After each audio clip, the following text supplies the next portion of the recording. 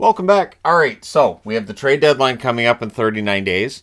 And I keep seeing, talks are heating up for this guy, talks are heating up for this guy, but there's not really a lot of substance there. And I feel for reporters because they have sources. I don't doubt that those sources are legitimate. I don't doubt that conversations take place between GMs all the time. But when it comes to trade deadline, we don't know when those conversations are going to result in, okay, deal's done and the call to the league, right? So you could see talks between, say, New Jersey and Columbus for a rental, and they're, going really well, and then at the last minute, Boston swoops in and picks up the player, right? We've seen that before. So I just wanted to get into what my expectations are as we get ready for the deadline, other than something big will happen while I'm at Disneyland. That's my expectation. When I went to Vegas last summer, the Calgary, Florida stuff went down, and I was like, all right, so even though I'm not wearing hockey stuff, I've got a report on this, and we'll talk about it. So at any rate, I do expect stuff to go on next week, and even if I'm wearing a Star Wars jersey and I'm in Star Wars land, it's serious reporting. So I expect a lot more deals along the minor, more of the minor deals that we've been seeing so far in the league.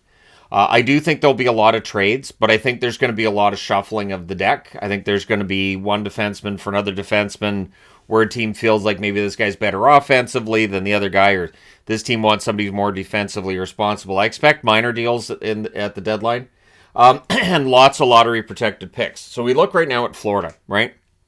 Florida's pick that Montreal has is not protected. I think we're going to see teams trying to protect picks and maybe changing what the future picks would be, because if that pick for Florida, now they're on a hot streak right now, they're only 3 points out of the playoffs, but if they fall back and if that became the number one pick, that would be a nightmare scenario for the Florida Panthers, obviously. So I do think we'll see more lottery-protected picks and teams being a little more careful in general. That's my expectation. I'm not saying it's necessarily going to happen.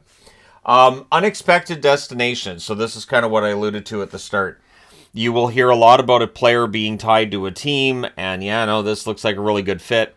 And again, at the last minute, somebody will go in and get that player.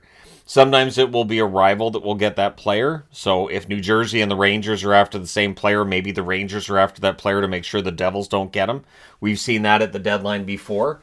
And so I'm not getting into where I'm pretty sure somebody's going to go, because I don't really know.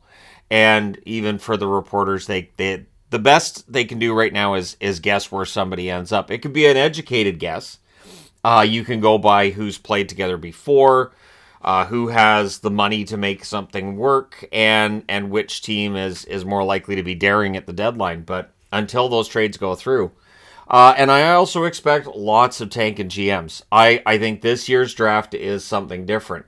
So we talk a lot about Connor Bedard, and Connor Bedard is seen as a generational tag. I've seen the generational tag. As soon as I saw it, I went, no, don't do that to him. But it's out there. It's out there, right? Leo Carlson, who wasn't talked about much in the top three at the start of the year, is definitely in the top three conversation now, and I've seen him ranked as high as 2. Adam Fantilli, who was seen as the number 2 through most of the season thus far, may still end up getting drafted second overall. And then you've got Matvei Michkov, who is considered to be a fantastic goal-scoring talent. All 4 of these players project to be stars in the National Hockey League. So this draft is loaded at the top. I've made comparisons to 2015. It may end up being that star-studded. And so I would expect there to be a lot of GMs that are selling. So as close as the races are now, by the end of the year, probably not so much.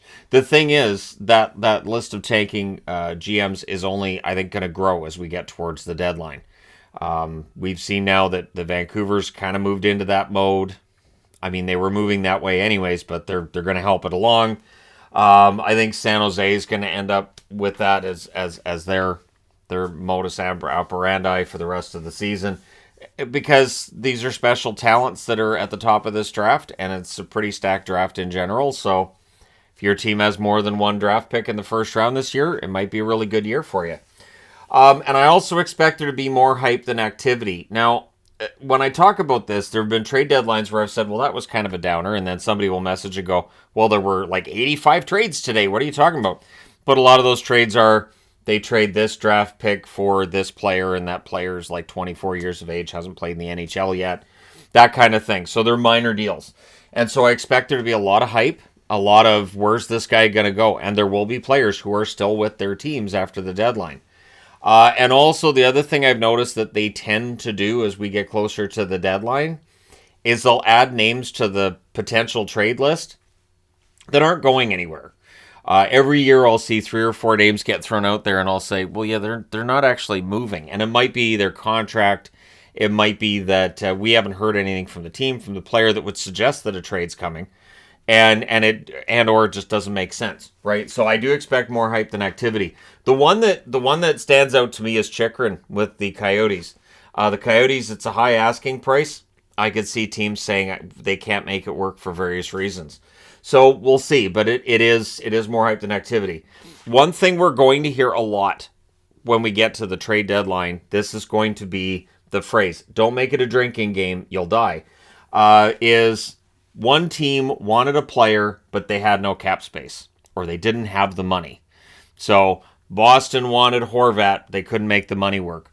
Toronto wanted Horvat, couldn't make the money work. Toronto wanted Taves, couldn't make. So we're going to hear a lot of that, and because it's a reality, right? A lot of these players that are out there, if we weren't dealing with salary cap being as restrictive as it is for so many teams, I think a lot of these guys would have moved already. It is something that has become just kind of the norm now, is that trades don't take place anymore, which is kind of sad because I really enjoyed seeing trades during a season and watching teams evolve during a season. That was one of my favorite things as a kid, was that a trade would take place, say, in late October and be like, oh, that's fun. Wonder how he'll do there. And then that same player might get traded again in January. Like, oh, how's he going to do in his new location? And so, yeah, it's kind of a shame that doesn't happen now like it did. But this is that time of year where you can kind of think maybe we're going to see some big moves. But there's going to be a lot of teams that want to do things at the deadline that won't be able to find the money to make it work. Deals announced after the deadline. So we do the live stream on the channel, which always does quite well on deadline day. And there are always deals announced after the deadline. And there's usually one big one that happens after the deadline, one that happens right at the deadline. And so that I expect to have happen again, because you have a queue, right? You have to phone into the NHL and tell them about the trade, because apparently it's 1976.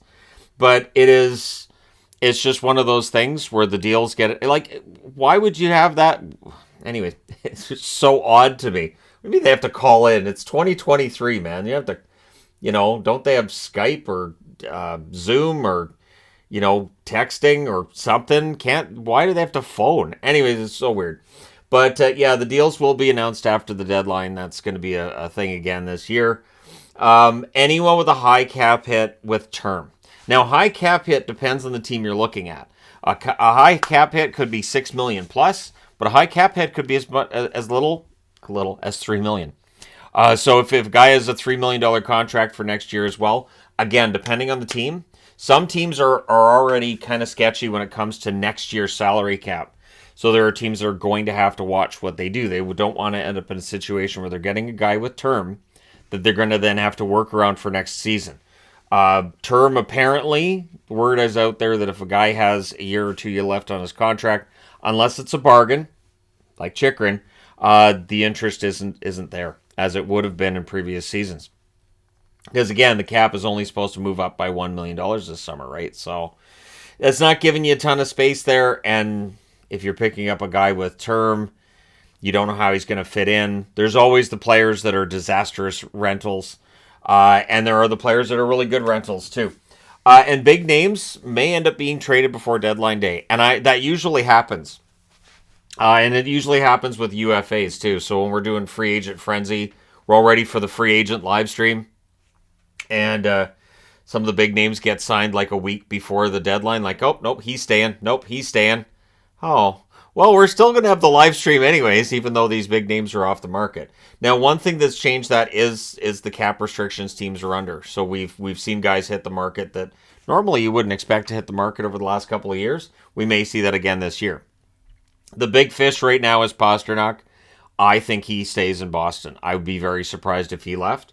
But at any rate, for the trade deadline, I could see a situation where players that we expect to move either move before the deadline or end up staying there past the deadline because the team just can't work out a trade. It is that fine line, right? As a GM, you want to make sure you're getting full value for the item, but you want to make sure, and I know I'm dehumanizing for a second here, but you want to make sure you're getting the money for this asset you have on your team, and money meaning all of your, whatever back that's fair compensation. There's a better way of putting it. You get fair compensation, but you're running the risk of, if your ask is too high, teams saying no, and then you end up being stuck with that asset after the deadline's done. And then he may end up hitting the UFA market in July, or you may end up keeping him. And don't be surprised either. It's not on the board, but don't be surprised either if some of the guys who are expected to be rentals do end up signing extensions. And the funny thing is that while term hurts guys, if, say, Timo Meier signs that extension with San Jose, which they've been talking about, don't be surprised if they do that to make him a more attractive trade option, because that $10 million qualifying offer is out there and could scare teams off. So if they don't have to worry about that and they can just pick up Timo Meier and they know what his cap hit's going to be next year and going forward, that could help. I think it's going to be an active deadline, but again, while I think there's going to be a lot of trades made, I do expect a lot of them to be minor deals. I expect to see just a lot of guys get moved and us reacting with who and what and how's that going to work. But sometimes those deals that are just sort of the nothing deals end up being a big deal later on. So let me know your expectations for the trade deadline this year. And who's the big name that everybody's talking about getting moved that you think stays put? Or which big name are we not talking about getting moved that you think's actually going to move? Because that does sometimes happen. There are times where a hockey trade will take place and you'll see a couple of guys change teams that weren't being talked about, that weren't out there. And there are definitely going to be players whose names are not on any trade boards right now who are going to get moved. Let me know your thoughts. What would you like to see your team do? All that fun stuff. Don't forget to hit like and subscribe. If you're browsing your way through, you just happened upon this video. Thank you guys so much for watching, for all your support. I will talk to you again soon.